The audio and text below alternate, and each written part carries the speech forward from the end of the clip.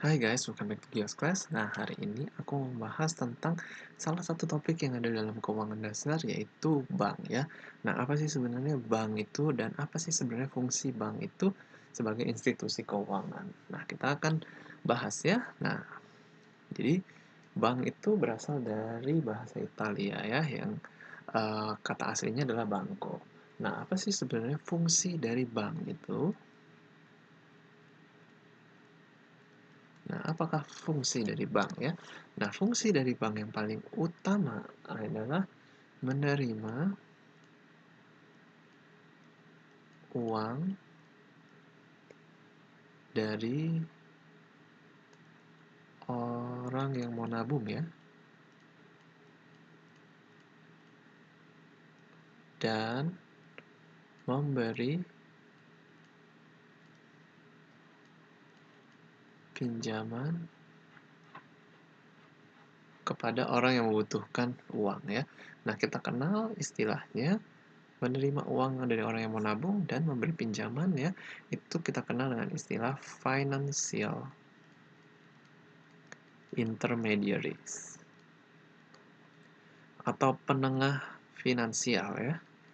Nah, jadi bank ini adalah sebuah penengah finansial yang mempertemukan antara orang yang mau nabung ya, orang yang berkelebihan uang atau surplus uang dengan orang yang mau pinjam atau orang yang defisit uang. Nah, seperti ini ya contohnya. Misalkan ini ada sebuah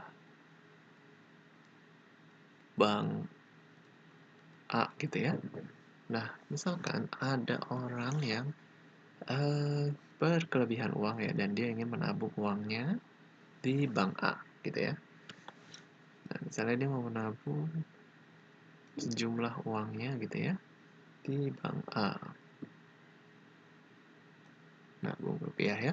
Nah, sebagai ganti dari dia nabung, dia mengharapkan yang namanya bunga dari yang namanya bank A ya. Misalnya bunganya itu adalah 10% gitu ya. Nah, itu adalah orang yang menabung. Nah, lalu di sisi lain ada orang yang ingin meminjam uangnya gitu ya, entah untuk dia berbisnis atau untuk dia membeli sesuatu atau untuk membeli rumah gitu ya. Nah, misalkan dia meminjam uang ya, dia pinjam uangnya ke bank A. Nah, sebagai gantinya dia harus membayarkan bunga ya kepada bank A. Misalnya sebesar 12% gitu ya. Nah, dari sini aja kita bisa melihat bahwa bank itu menerima keuntungan dari selisih bunga yang diberikan dan didapat ya. Yang didapat dari orang yang minjam dan diberikan kepada orang yang mau menabung. Kalau kita hitung ya, selisihnya itu adalah 2% ya, selisih bunganya 12% kurangin 10%. Nah, maka selisihnya adalah 2%. Ini adalah keuntungan yang didapat oleh bank A dari hasil menabung orang dan meminjam kepada orang. Nah, kalian bayangkan ya, berapa keuntungan yang bank dapatkan jika yang menabung dan meminjam itu ada puluhan triliun rupiah gitu ya. Sangat besar sekali keuntungan dari bank gitu ya. Nah, itu adalah fungsi bank yang pertama. Nah, lalu fungsi bank yang kedua adalah sebagai sistem pembayaran ya.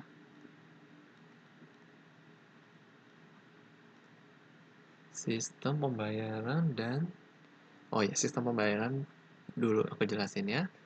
Nah, sistem pembayaran apa sih sebenarnya sistem pembayaran? Nah, sistem pembayaran itu adalah bank itu mempermudah orang yang melakukan pembayaran atau mengirim uang ke orang lain ya dengan cara yang lebih mudah dengan bantuan bank ya. Nah, biasanya sistem pembayaran yang dilakukan adalah menggunakan cek dan clearing ya. Nah, ini aku udah pernah jelaskan apa itu cek dan clearing ya di video aku tentang money supply. Kalau kalian belum nonton, kalian boleh nonton ya tentang money supply. Aku udah jelaskan semua tentang jenis-jenis uang juga dan apa sih sebenarnya cek, clearing, dan segala macam istilah perbankan ya. Nah, oke itu lalu yang kedua adalah kartu debit dan kredit ya. Nah, kartu debit dan kredit ini adalah fasilitas yang diberikan oleh bank untuk mempermudah kita ya dalam melakukan transaksi. Contohnya, misalnya ketika kita beli barang, kita tidak perlu membawa uang kertas kita ya atau uang cash kita. Kita cukup menggunakan kartu debit atau kredit ya. Bedanya kalau debit ini memotong uang kita, memotong uang yang ada di tabungan kita ya. Namun kalau kartu kredit ini ibaratnya kayak kita meminjam ke bank. Jadi kita nggak punya uangnya dan kita bisa menggunakan kartu kredit ini sesuai dengan batasan atau limit yang diberikan oleh bank tersebut gitu ya. Nah, lalu yang zaman sekarang banyak juga dilakukan adalah pembayaran elektronik ya atau transfer dengan menggunakan e-banking dan segala macamnya ya, internet banking dan segala macamnya. Nah, itu adalah fungsi bank yang kedua, yaitu adalah untuk melakukan sistem pembayaran. Nah, lalu fungsi bank lainnya satu lagi adalah jual beli sekuritas ya. Nah, bank sekarang banyak juga melakukan jual beli sekuritas ya. Contohnya misalnya saham ya, bisa beli melalui bank, obligasi bisa juga, dan surat hutang negara juga bisa ya. Kita beli melalui bank ya. Nah, jadi ini adalah dua fungsi utama bank yang dia lakukan di dalam masyarakat ya. Nah, sekarang aku mau membahas tentang apa sih yang ada di dalam neraca dari sebuah bank ya. Nah, coba aku gambar garis neraca ya.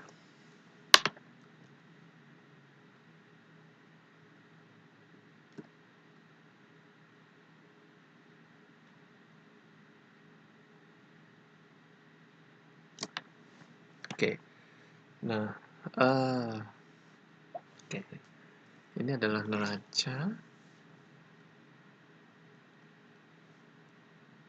atau balance sheet ya dari sebuah bank. Nah, di sisi kiri adalah misalkan aset dan di sisi kanan adalah liabilities ya, kewajiban dan juga equity ya nanti di bawah. Nah, apa sih sebenarnya isi dari liabilities sebuah bank ya?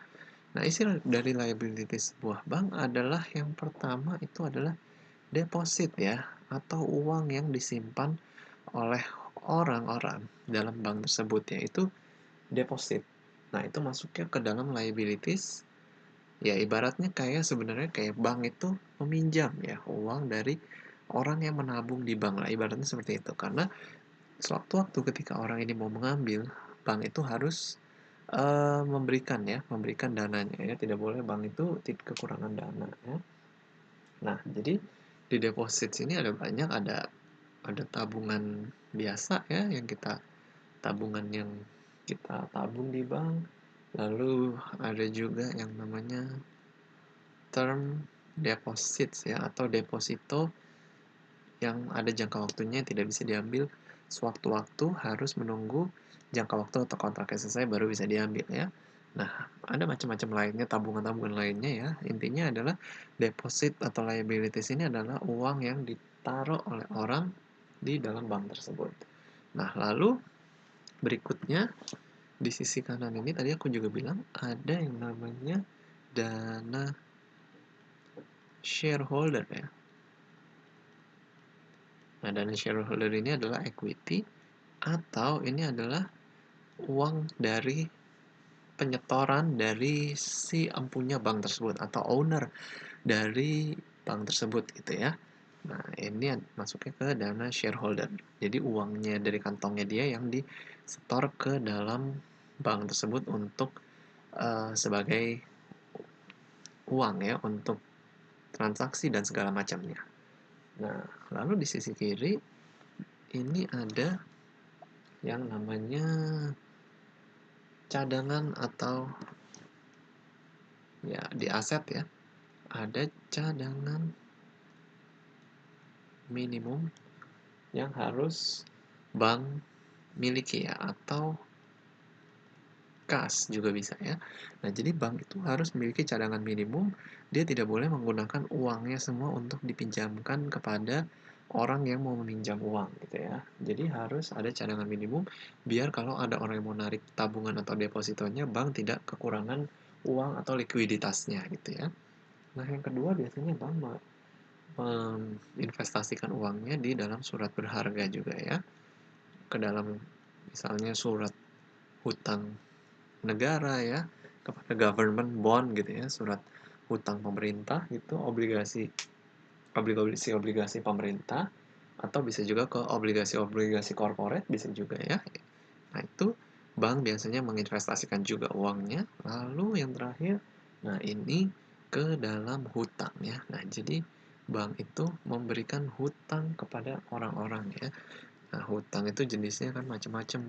Ada yang namanya hipotek ya. Nah, ini aku udah jelaskan kemarin. Hipotek itu adalah hutang untuk beli rumah ya. Kalau kalian belum nonton videonya, kalian boleh tuh nonton videonya hipotek. Lalu ada misalnya hutang untuk bisnis ya, dan sebagainya ya. Ada utang personal, utang perusahaan, utang personal, dan macam-macam ya.